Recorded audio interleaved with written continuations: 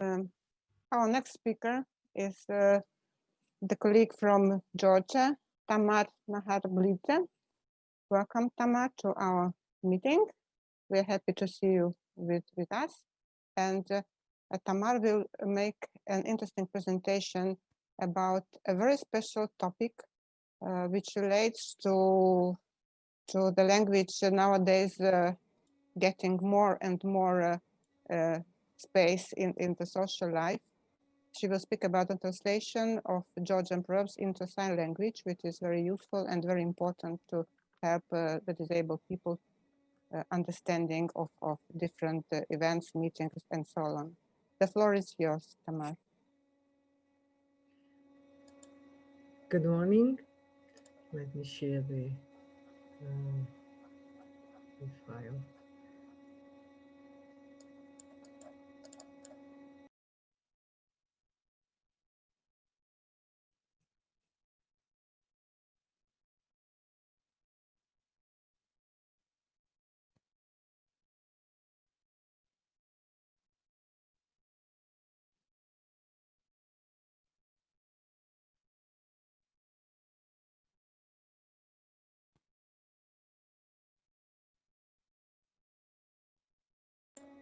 Hello? Did I share the file?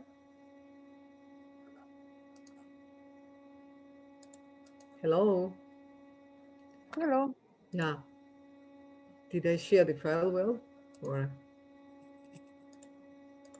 Yes, we can see your file. Okay.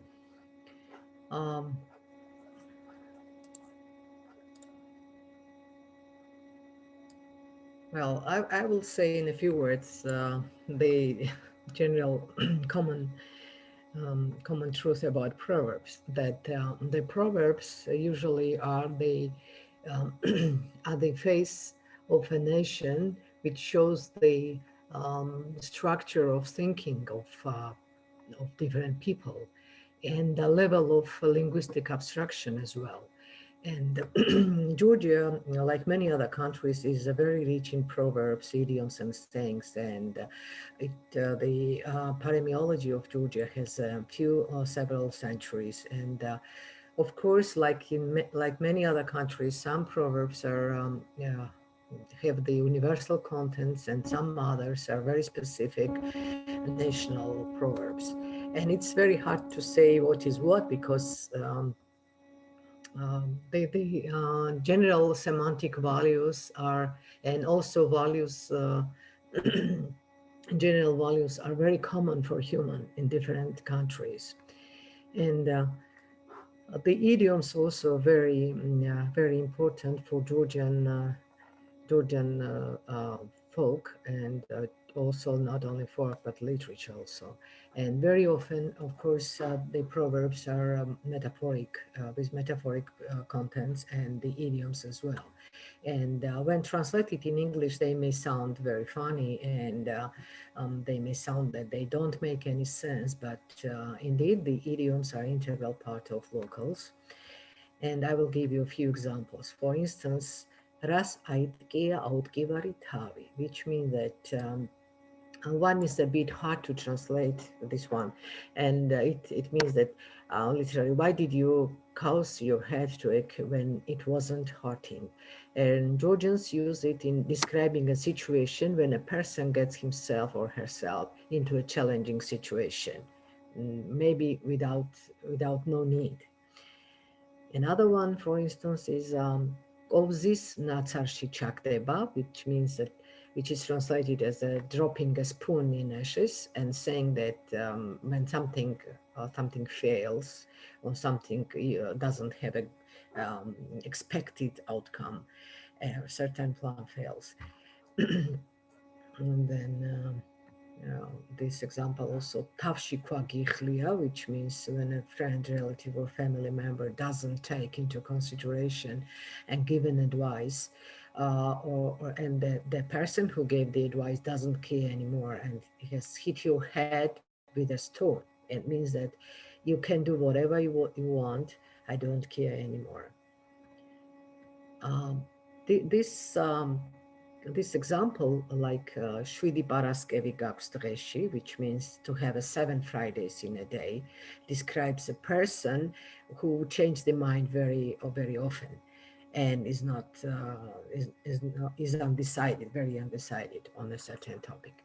And interestingly enough, Nargiza gave example of a Turkish proverb which is thousand time to measure and cut once, and the numerals vary very from language to language, and we have 7 times measure and cut once, and these Fridays also could be 7 or could be 9, and different nations have different sacral figures, and these figures appear in proverbs, and they also have additional information about culturology of people, and about the picture of their understanding of life.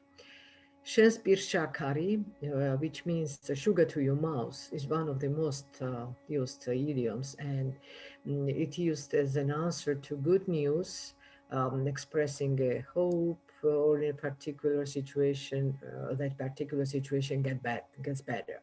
And the idiom is believed to originate from the fact that a person who brings the good news was given some kind of sweet while delivering good news. Now let's go to the Proverbs.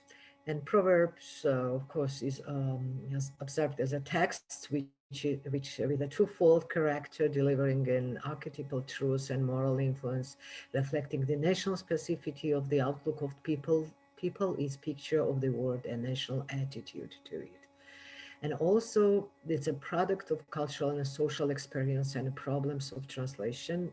Very is very specific, and there's a special attitude is needed to be here, and also fix it in the language. Proverbs are fixed in the language as a stable unit, and here I would like to add the short proverbs, like I'll give you an English example. When they are very well known proverbs, people may not say it until the end, just cut it. For instance, better late than never. We often hear better late, and here's ellipsis, and because everyone knows that how it ends, better late than never. And in Georgian language also, we very often in the literature and in oral communication, we have the shortened versions of the proverbs. And this means that the proverb is very well known. Only such kind of proverbs could be shortened. Um, I will show you Georgian proverbs, and I will also show you proverbs on the Georgian Sign Language.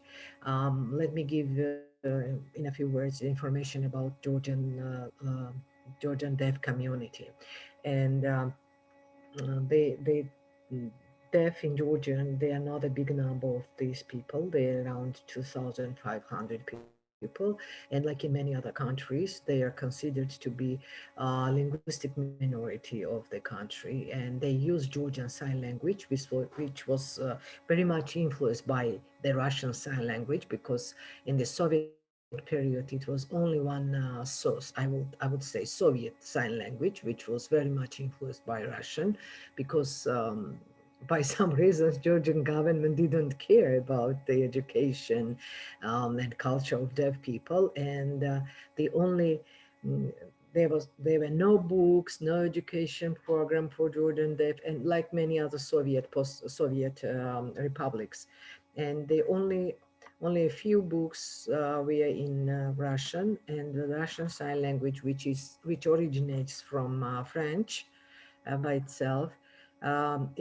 It was spread on different republics, and Georgian Sign Language was very much influenced by Russian, and especially on the lexical level, the influence is still visible, and but still the grammatical structure um, is very different from Russian Sign Language.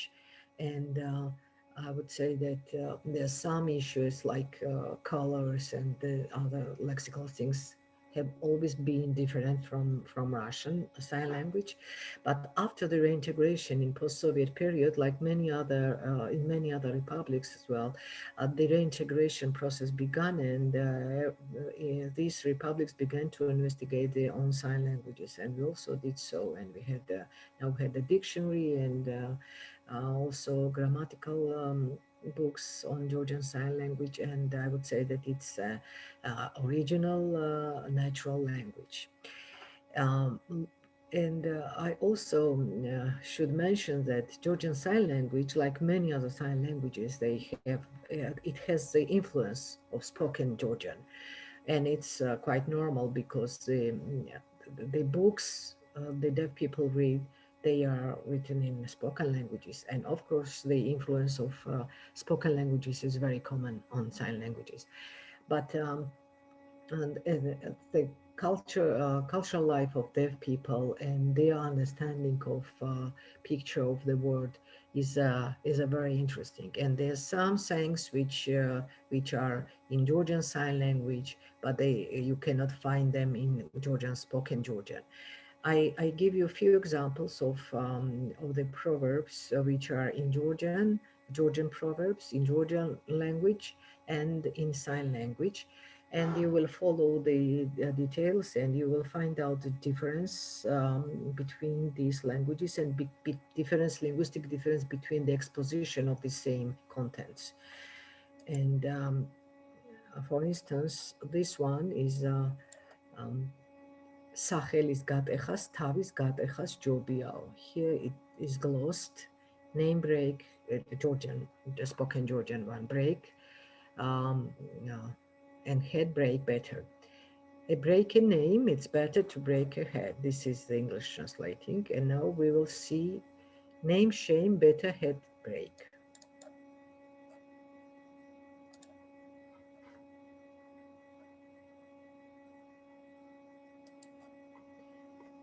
As we see, it goes always, sorry.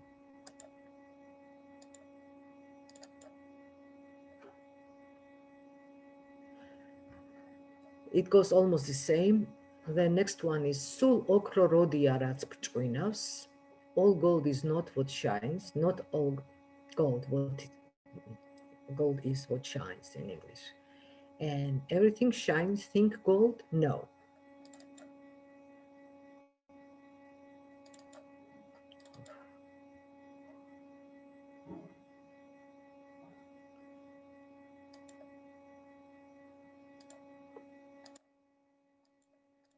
Sorry for inconvenience. It must go to the next one. Okay. Tbilisi tqvitam tas iremi moitsvelao. Making a deer at the mountain with a sweet word. And sweet tongue, tasty, mountain deer milk.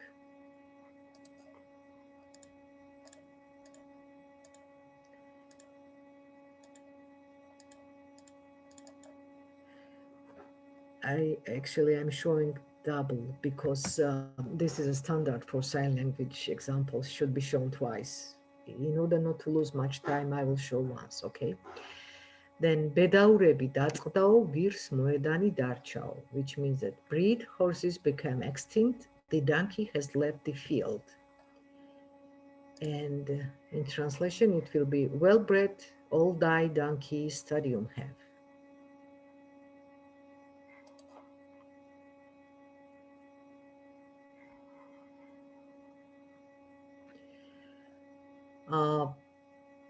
Bedi momets da sanexveze damagde.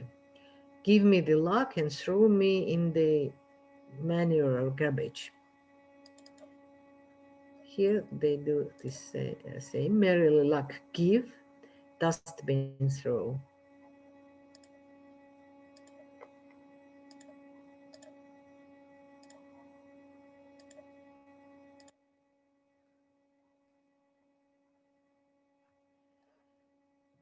Aklemis Kurdi და Nemsis Kurdi orive Kurdiao. It says that the camel thief and the needle thief are both thieves. Here you see the glossing of Georgian, and Georgian Sign Language says this way: camel thief, little need thief, same thief.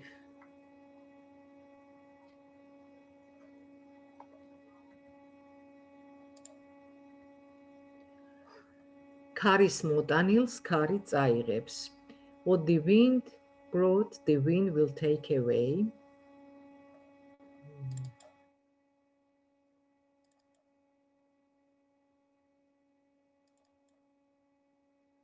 It doesn't work.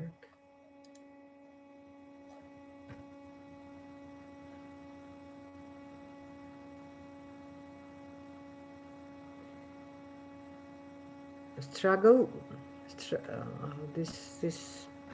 Sorry. This was camel. Work no sweet, no wind bring again, will take away. It differs, as you see. No work, work no sweet, no. No sweet, no. And wind bring again, wind take. Vardi ueklot aravis moukrephia. The rose has never been picked without thorn. And Georgian Sign Language description is that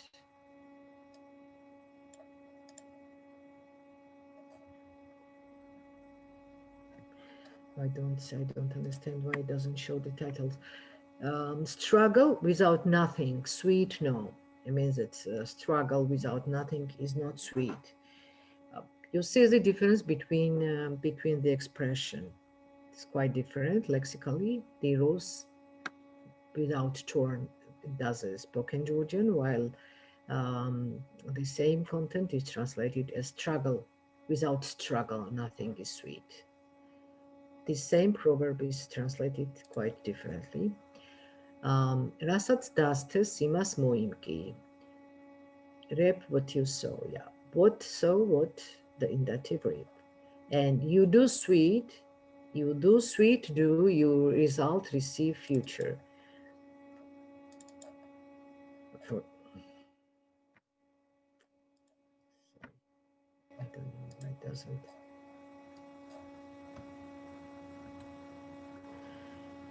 You do sweat, you do, result, receive, future. Also differs, as you see. And bedauri ცხენი მატრახს არ დაიკრავსო. Breed horse, a good breed horse will not deserve to be whipped. This is in spoken Georgian, while Sign Georgian says good, well-bred horse, punish no, won't, clever, behave.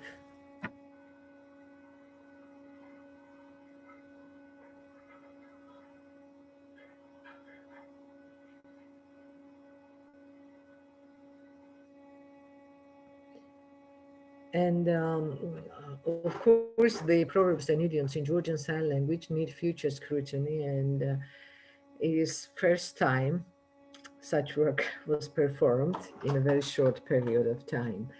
But it turns out to be a very interesting topic, and I think that I will give to my doctoral students to follow this topic. Here are some photos. It's me here, and I'm working with my deaf colleagues in the Union of Deaf. This guy is the president of the Union of Deaf in Georgia. Thank you for your attention. This will be in Georgian Sign Language. Thank you. I'll be happy to answer your questions.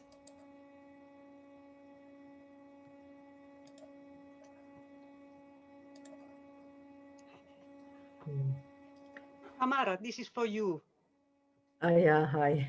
Do you know the sign language? In Finland, this means thank you. Claps. Yeah. This is in Georgian Sign Language. Thank you very much, Tamar, for your very interesting presentation. I think you touched upon a unique topic, which is very important nowadays.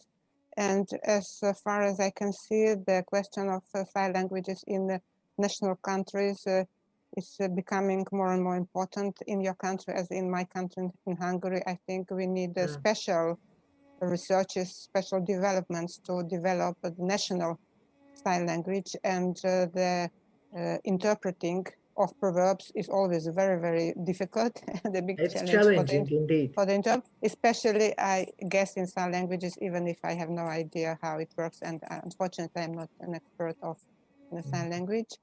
So is it recognized in Georgia as an official foreign language, a sign language? It's not considered as an official language, but it's becoming every day, thanks to the very, I would say, recognized researches of mine.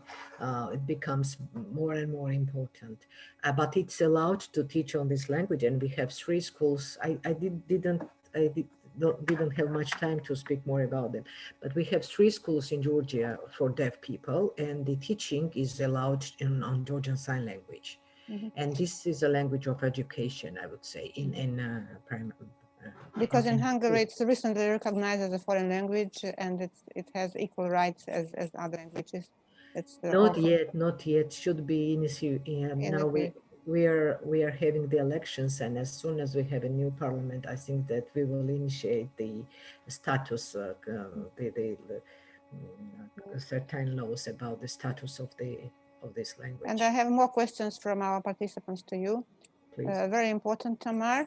Ask Fianula Carson from Ireland. Would it be true to say that there are fewer metaphors in the Georgian Sign Language compared with Georgian, I guess, spoken language?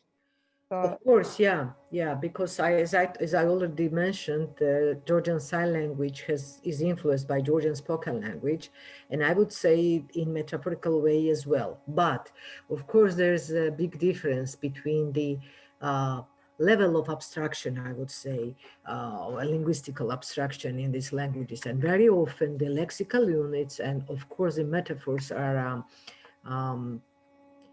I would say that a spoken Georgian is richer in some cases in this case, because the Georgian Sign Language is a younger language.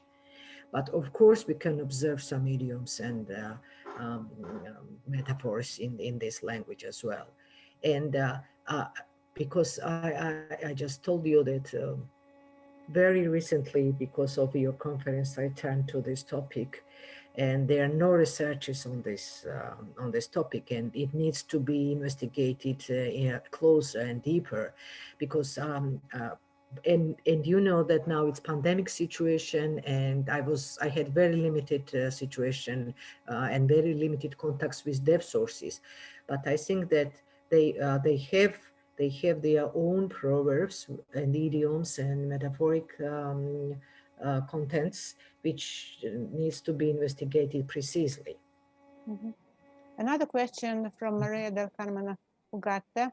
Are proverbs in the Georgian Sign Language literal translations of Georgian language, or have they their own wording? This is what I told you just right now. Of course, they have their unique things because of few cases, because of kinetical, twofold kinetical movements also, as well. And not only, but it needs to be investigated deeper, and I didn't have time.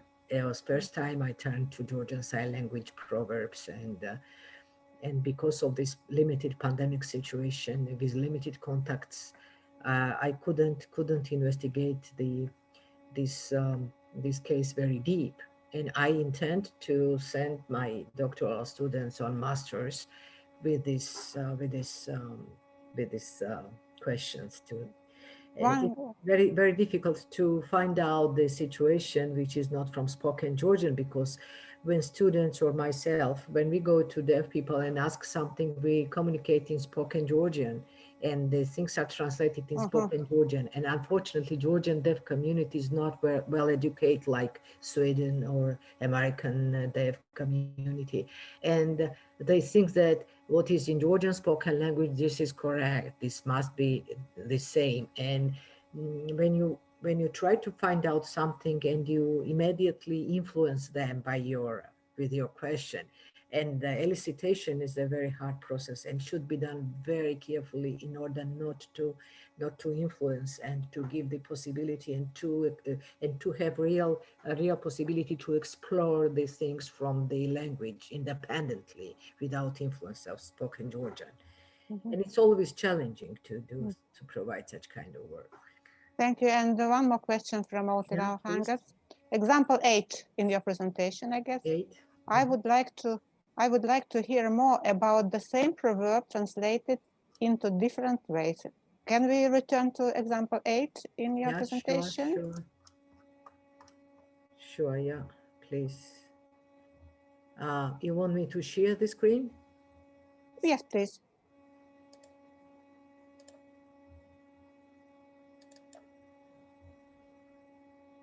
Oh, no, not this one.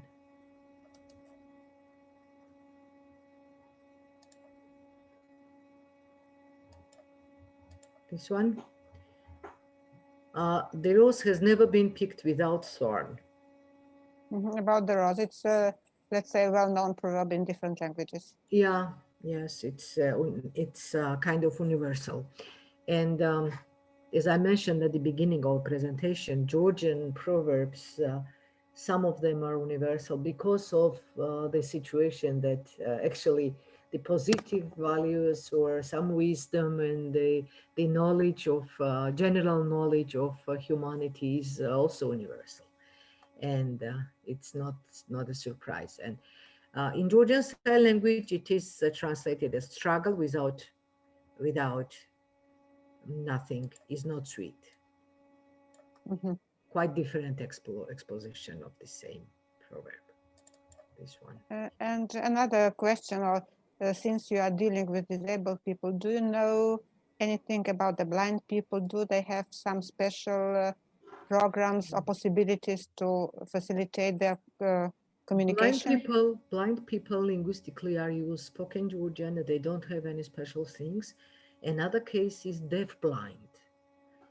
And I don't know, honestly, if because the number of deafblind is not too big. Recently, I evaluated the Georgian version of lower deafblind alphabet for Georgian deafblind, but the issue has not been explored yet. I mean, the metaphoric thinking and that kind of things, because it can be. It's easy to understand because deafblind. Imagine they have two very important channels closed. They don't see, they don't hear. And the very important issue is just to have a primary communication. And if they, it's very difficult to develop the metaphors for deafblind. And the language, also the community of deaf, there's no community because they are different. It depends whether the person was a deaf and then became blind, or whether they've been blind and then became deaf, whether they know sign language or whether they have a word vision basing on a spoken language, and it's different. And if they have knowledge of spoken language, then they carry this information, including the metaphoric understanding of the word system and the values systems of values in a spoken language, and then their understanding or the word picture is different, rather than of this part who been only been deaf and then became blind. And it's difficult to and for those who have been born as deafblind, I really don't think that they develop metaphor, because the first and very important task is to communicate as a vital. It has a vital meaning, and even Georgian deaf, now they are developing the language, and it's a second step. But the first step was to communicate and to give the ideas and different kind of ideas very correctly. And what I observed in the lexical level, when we have some metaphoric thinking in a lexical composites, for instance, they translate primary in deaf language very often. And when in spoken language, it doesn't have primary meaning. It is quite different. It has nothing to do with the concrete words which are inside the composite. But in sign language, they are translated in in a very plain way, I would say. And it's very difficult for deafblind to develop metaphors, and it could be understandable because even the very vital problems should be resolved first of all, and there's not enough resources on that as well. And it's a general I would say a priori opinion of mine, but it's basing on the situation which I observed. Thank you very much, Tamar, for your answers, for your presentation. We all wish you good luck in your very important job. Thank you very much. It was Thank my you. pleasure. And thanks to organizers for inviting me to this nice conference. I will listen to the next Thank you. presenter. Thank you, Tamar.